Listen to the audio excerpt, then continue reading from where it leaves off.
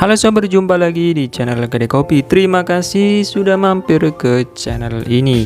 Infinix telah melahirkan dua smartphone seri Infinix Hot 10 di tahun 2021. Dua smartphone itu adalah Infinix Hot 10 Play dan Infinix Hot 10s. Walau dua smartphone sudah meluncur, nyatanya Infinix masih belum puas. Akhirnya Infinix merilis smartphone baru lagi bernama Infinix Hot 10s NFC, anggota baru dari keluarga seri Infinix Hot 10. Nah, bagi sobat yang tertarik untuk membelinya, alangkah baiknya simak dulu 9 kelebihan dan kekurangan Infinix Hot 10s NFC. Tapi sebelum lanjut nonton, jangan lupa ngopi dulu. Kalau sudah, silahkan subscribe channel ini agar bisa berkembang dan bermanfaat bagi semua orang. Pertama, desain menarik. Jati diri desain Hot 10s NFC ada di penutup belakang. Infinix memberi corak berlian dengan motif kecil-kecil yang menyambung mirip jaring-jaring. Infinix menyebut desain tersebut terinspirasi dari dataran garam terluas di dunia yang ada di Salar de Uyuni, Bolivia. Daerah indah tersebut dinilai sangat memukau karena penuh cahaya dan bayangan. Corak penutup belakang yang indah tentu dapat meningkatkan rasa percaya diri bagi pemiliknya. Infinix juga tidak neko-neko memberi aksen tertentu yang justru membuat si smartphone terlihat sederhana dan elegan. Adapun pilihan warna yang diberikan untuk penutup belakangnya terbilang kalem. Pilihan warna itu adalah Morandi Green, Purple, Heart of a Sun, dan Black. Opsi warnanya sama seperti Infinix Hot 10s. Kedua, refresh rate 90Hz. Infinix Hot 10s NFC dibekali panel layar berjenis IPS LCD. Ukuran bentangnya 6,82 inci dengan resolusi SD Plus 720x1640 pixel. Ukuran tersebut tergolong besar, melebihi rata-rata smartphone masa kini. Sebagian orang akan senang dengan layar yang besar, terutama mereka yang suka menonton video atau bermain game. Namun bukan ukuran yang paling ditonjolkan, melainkan laju penyegaran atau refresh rate dan touch sampling rate-nya. Untuk laju penyegarannya mendukung 90Hz. Imbasnya pengalaman bernavigasi, bermain game, dan menyaksikan konten animasi akan semakin mulus. Jangan khawatir bila refresh rate 90Hz bakal bikin baterai jadi boros. Pasalnya smartphone ini sudah dibekali dengan fitur auto switch refresh rate. Fitur ini secara otomatis akan menyetel refresh rate layar sesuai dengan konten yang ditampilkan. Sementara itu soal touch sampling rate, layarnya sudah tembus 180Hz. Memang belum setinggi smartphone gaming mahal yang mencapai 240Hz ke atas. Namun 180Hz sudah lebih dari cukup untuk membuat layar cukup responsif saat menerima perintah dari sentuhan jari. Ketiga, performa mumpuni. Infinix Hot 10s NFC memakai chipset yang sama dengan Infinix Hot 10s, yakni MediaTek Helio G85. Oleh karena itu, performa yang muncul pastinya bakal mirip-mirip. Keberadaan Helio G85 menjadi daya tarik tersendiri. Maklum saja, chipset ini diyakini mampu hadirkan performa mumpuni dan tidak boros konsumsi daya. Jika merujuk pengujian yang dilakukan Jagat Review, maka Hot 10s NFC masih bisa memainkan game Genshin Impact dalam setelan grafik lowest 60 fps. Game dapat berjalan rata-rata 27 fps.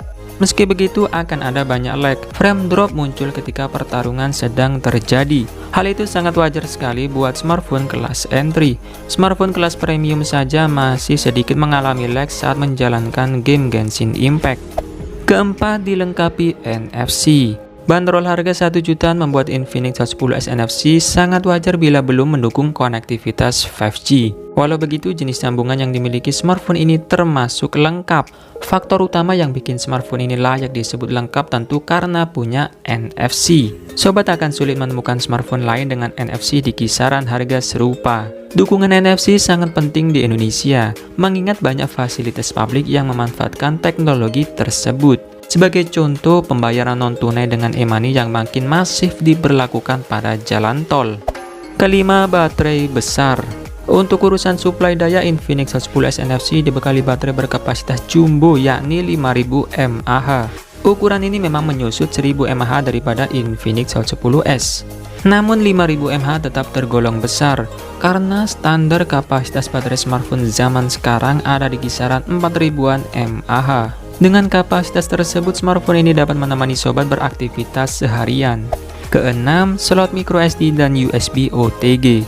Infinix Hot 10s NFC sebetulnya sudah dibekali konfigurasi memori yang cukup besar, yakni RAM 4GB dengan memori internal 64GB atau 128GB.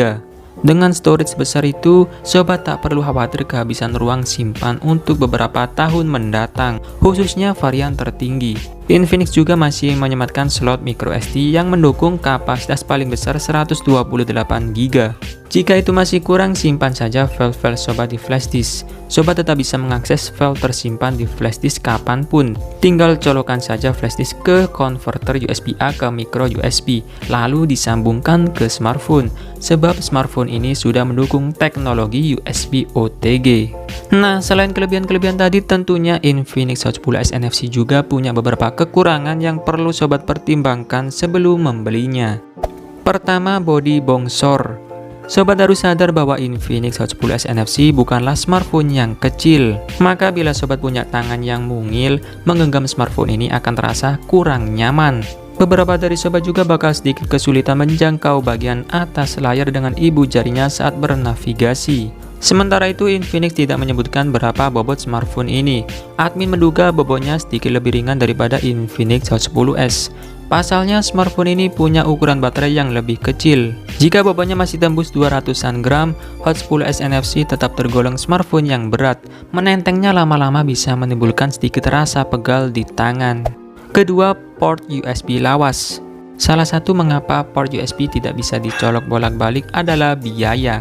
Ya, membuat port yang bisa dicolok bolak-balik berarti harus memasang sirkuit ganda. Sobat juga harus tahu bahwa port USB-C diklaim lebih awet 10.000 kali daripada port micro USB. Rata-rata port micro USB punya usia layak pakai hingga 1.500 kali cabut colok.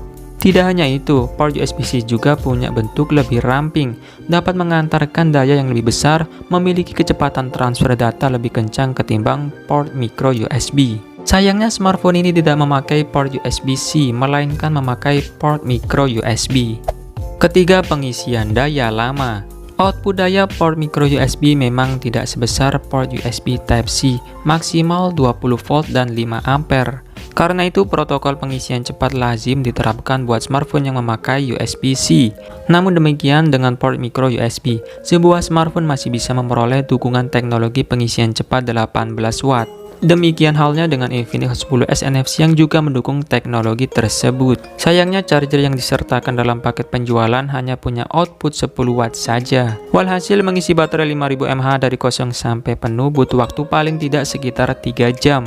Nah, itulah tadi kelebihan dan kekurangan dari Infinix Hot 10s NFC. Semoga pembahasan kali ini bisa membantu sobat sebelum membeli smartphone ini. Oke sob, terima kasih sudah menonton, semoga bermanfaat. Dan saya admin Grekopi pamit undur diri, sampai ketemu lagi di video selanjutnya. Bye-bye.